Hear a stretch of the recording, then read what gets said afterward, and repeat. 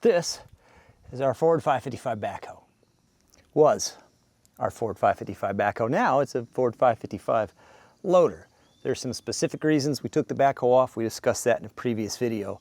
We'll talk about it a little bit more in this video and why we're wanting to go with this setup.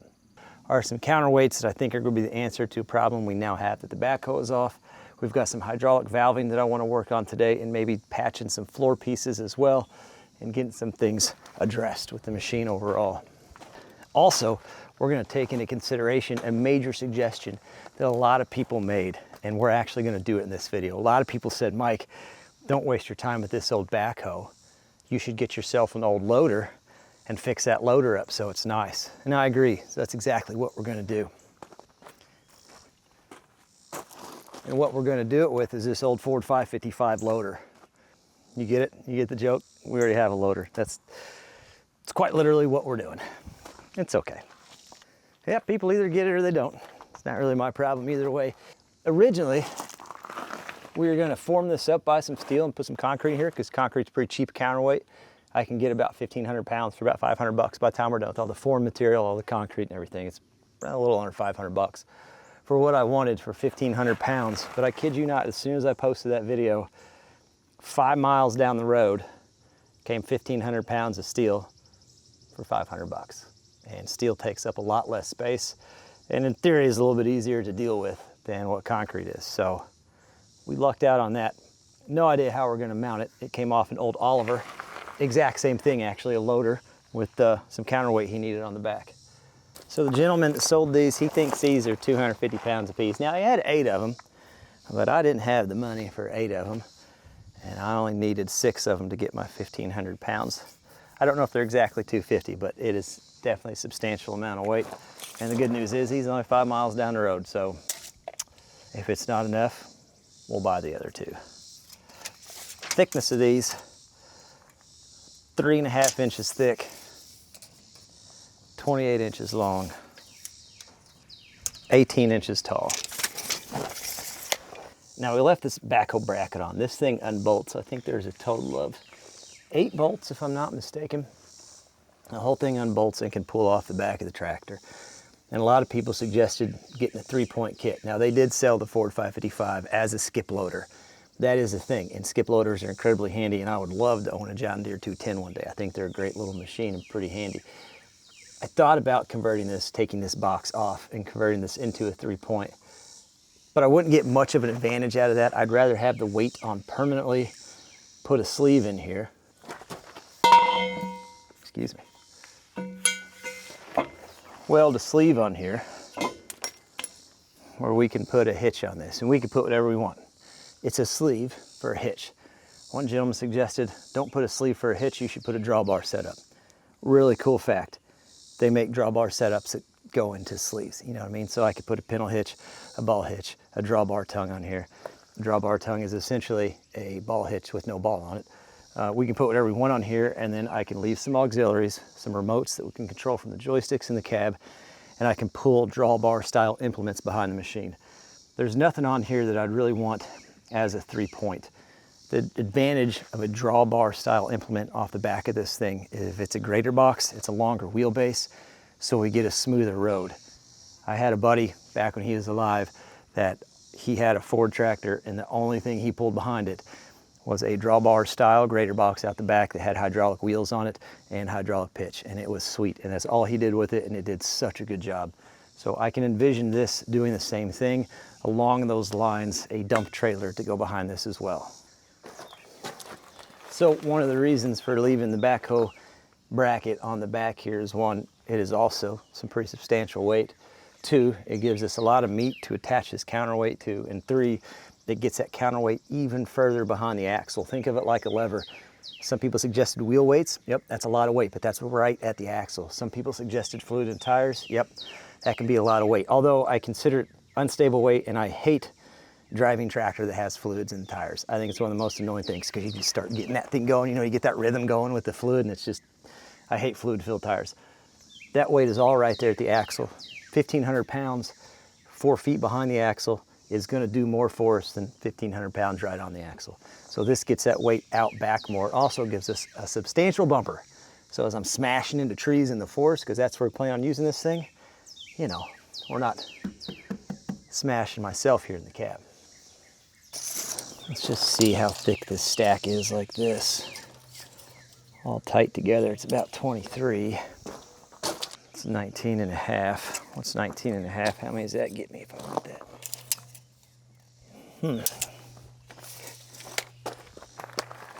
19 and a half inches, I could take 5 of those weights and slide them right inside the box there. So I need to get all this valving out. Now we're gonna reutilize this. And people are gonna say, man, that's a lot of work. But you know what? If you're setting it up, set it up the way that makes the most sense to you. We're gonna reutilize this valving because we're gonna run 2 remotes off the back. 1 joystick, essentially. We're gonna run 2 remotes off the back of this thing. The rest of the valving we're just gonna take out and save for other projects. But we're gonna relocate it up to the left of the operator station. And there's a couple reasons for that that I think make the most sense. There's not much left of these bolts, as you can see. Pretty wild. Here's this one. Pretty bad rust jacking on the bracket overall.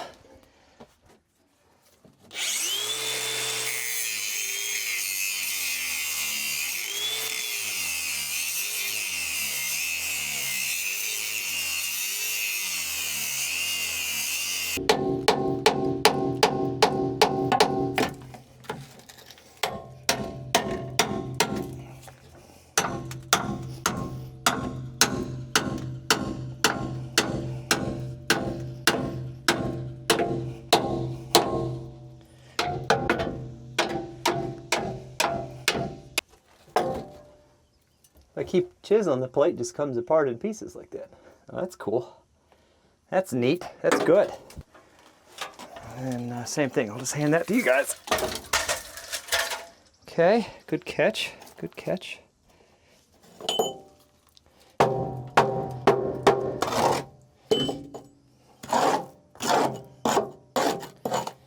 Absolutely.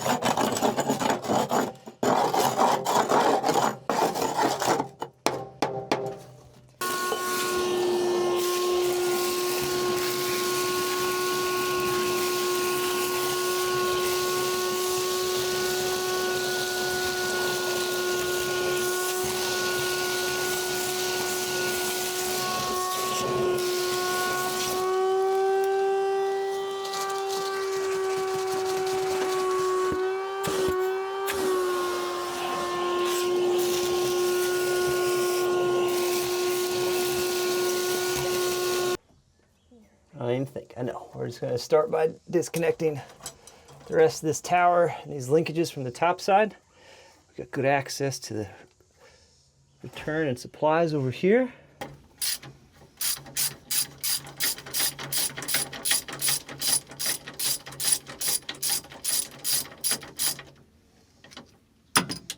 So I got some of these linkages loose off of here. I'm working on getting this off next. This is was the boom lock mechanism. I got to get that out of the way because for me to get the tower off, then we got to get this piece off and this plate off, and then we can get access to what holds the actual structure. I think that's just gonna give me that bracket there.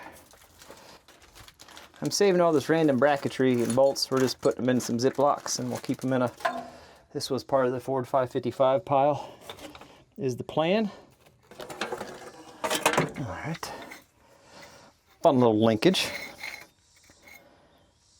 Didn't know that did that. That's cool. All right.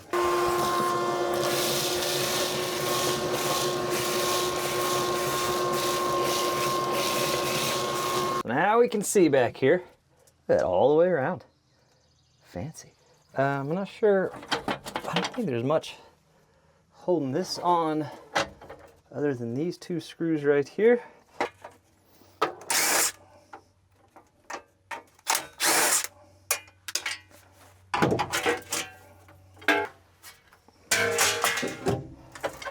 And I've got several bolts that look like that around the outside edge of this. I'd be surprised if we get any more with the impact. We'll certainly try.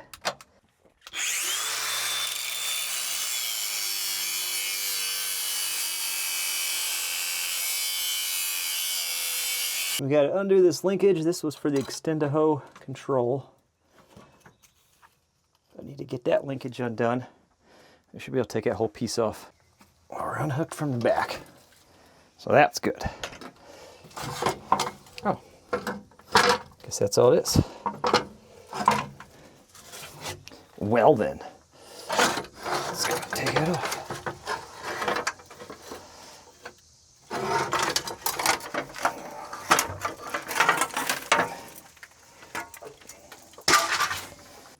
So the Extend-A-Hoe, apparently, just on the back of the pedal, just that linkage right there. Pretty cool. Pretty cool. We got good access. Now with that off, we'll go ahead and get these just pulled out of the way. And we'll keep the pin with it. Let's try to get these hoses off here. I don't know how much fluid's going to come out. It shouldn't free flow through the pump. And the return side has a check valve.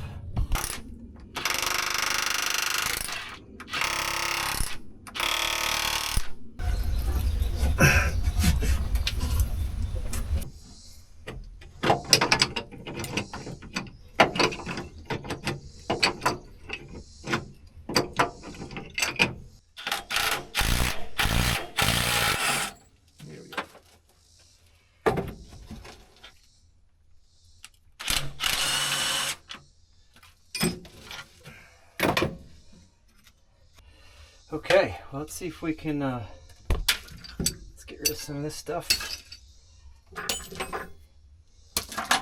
To the oil pan. Good, perfect. That's where I was like, you know where that wrench needs to go. The oil pan. I think we'll go anywhere.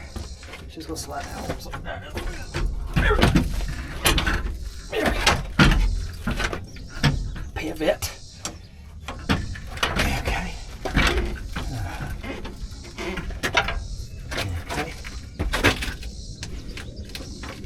I think we got 1, 2, 3 bolts and this hose clamp, hose bracket right here. And then that'll separate the control tower, the valve block.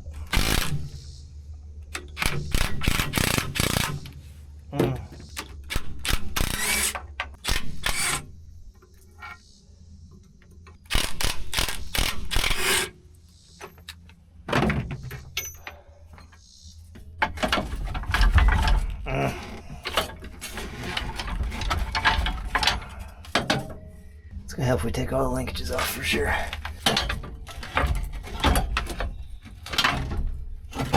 Okay, we did something here. Yeah, we did something.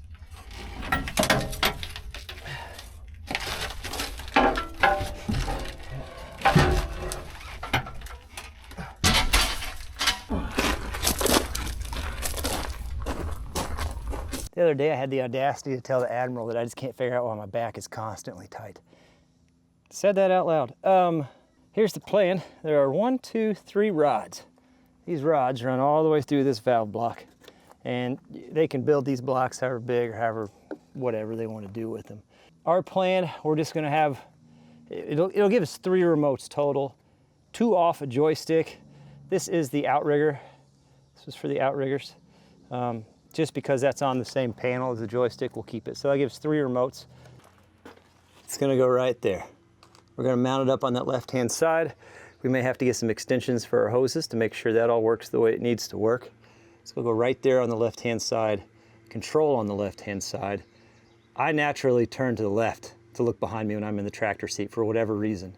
It's just the way my body mechanics work, or the way I've always done it, however a fella needs to look at it. But if we've got an implement off the back, and we get the backhoe swivel seat back in there, and then I swivel to the left to look, then the control for whatever implement is gonna be right here naturally to my left. So it should work really well. I thought about putting it on the right side, but then I'm gonna be over here looking to the left, reaching to the right. That would be a little awkward.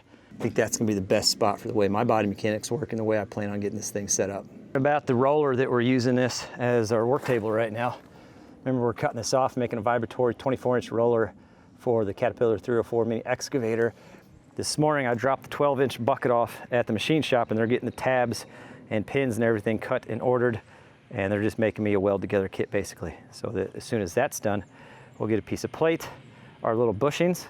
We found these isolators. I found those online. I got 4 of those coming. We get our plate on there, isolators on there, weld on our ears, make some cuts, pull the motors. There's a lot of stuff, but this project's moving as fast as it can move. We're waiting on the machine shop at this point. Well, it's the following morning. I got fresh tanks of O2 and acetylene, which is exciting. We're gonna go ahead and get this outrigger torched off the rest of the way so we can get it out of the way. Then we're gonna make a few cuts down here on this bracket and see if we can't get these weights slid in the back. Can't get my tip in there. So I was hoping to come in next to the pin, but I don't have enough space. I can't quite get the tip in between there, and I can't, my skill level, which I'm probably doing something wrong. So I think I'm gonna have to try to wash that pin out, which is not a lot of fun, especially with my experience. So I think I'm just gonna have to wash that pin out, which just means a whole lot of blowback at my face, and I just don't like it. That's not a lot of fun. It's not the most fun I've ever had. I don't know whatever today is. Let me try one thing real quick.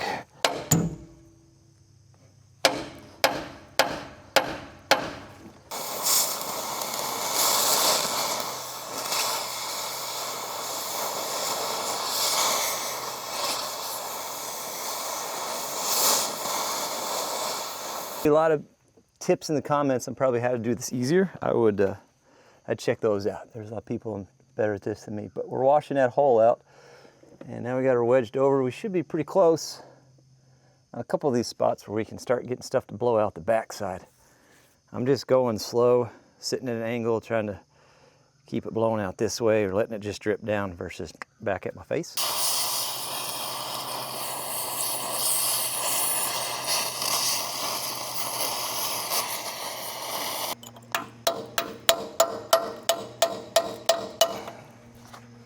We're just about through on this side.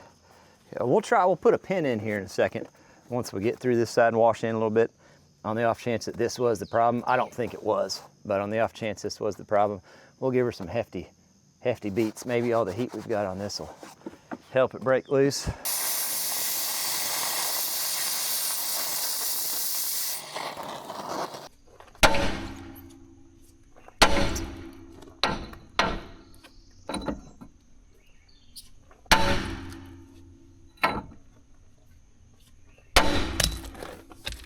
We're right there. Surely. That's enough. Hope so, because that's as far as I can get with the torch from this side.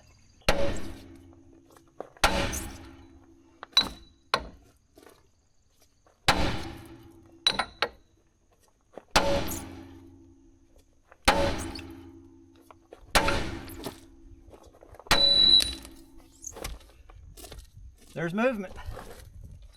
There is movement.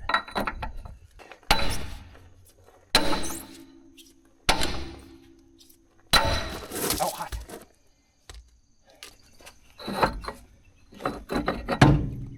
Heck yeah. Can't hold it for too long because she's toasty. She's toasty, but that's what she looks like. She's toasty.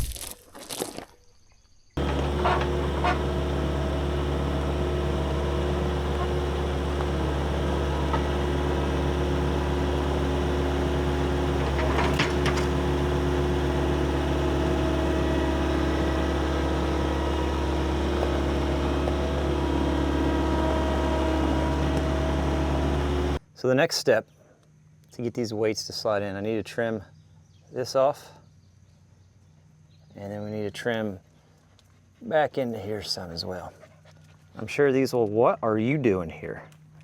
It's thundering. She hates thunder. The house is not anywhere close to here. Okay, all right. That's fine. You're fine. I'm sure these were crucial whenever we had the, okay, hi. All right, this is fun. I'm sure these were crucial whenever there's the backhoe on here and it was just, you know, beating around left and right, all violent like that. But I think for weights sitting in the box, I think we can cut this out and be fine, and I think we can trim that and not have any issues. You're not gonna be able to hang out right here though, okay? By the way, I would like to point out this exceptional amateur torch work. Look at that. We'll clean out the die grinder. A fella could still use it for a pen. That's where you store all your old dirt and grease for later in case you need it.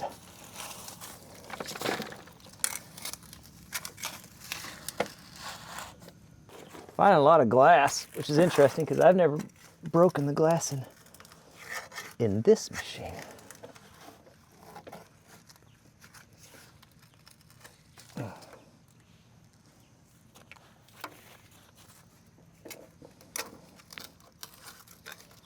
This particular dirt we're digging up doesn't smell exceptionally well.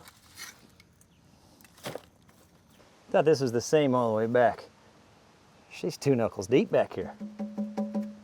I think this still has enough strength, but it'll be all right. Last thing I want to do before we start torching, I want to get that up and inside the cab where it's going to live forever, so we're not throwing a bunch of slag down that hydraulic hose. Doesn't seem like a good idea. There's rain coming with all this breeze and temperature drop, but my gosh, if it doesn't feel amazing right now. It just feels incredible. Feels like fall right now. There we go.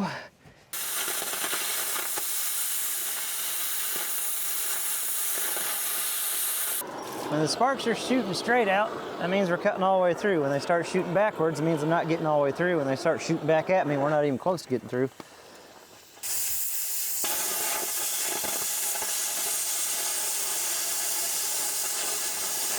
Need to slow down a little bit.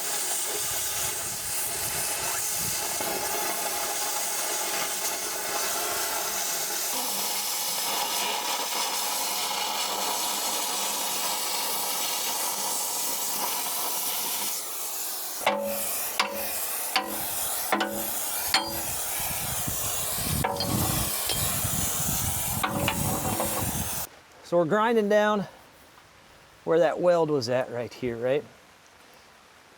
I thought I had about 1/4 inch of play, and I didn't notice these little gussets they've got welded on.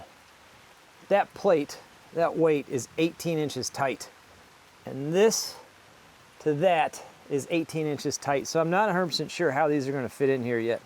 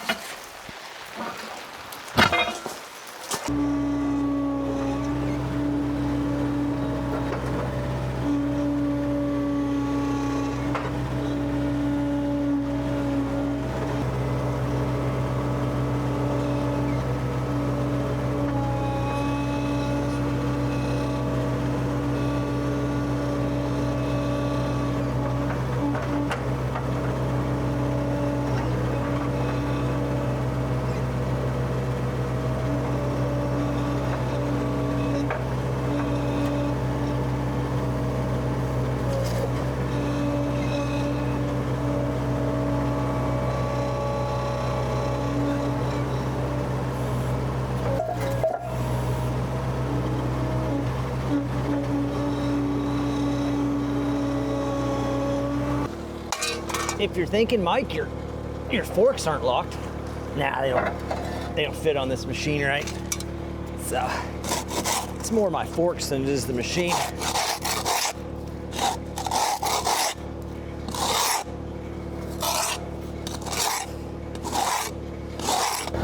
It's slightly terrifying, not gonna lie. It's a lot of weight.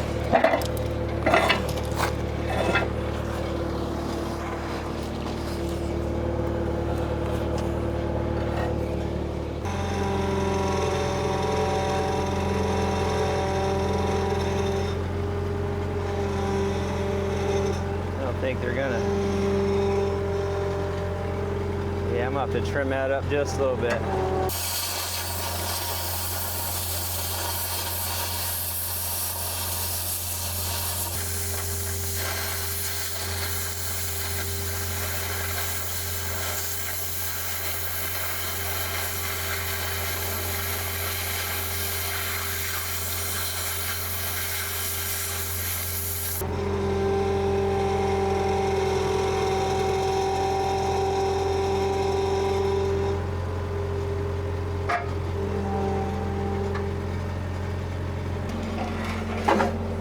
Oh, too far. It's okay.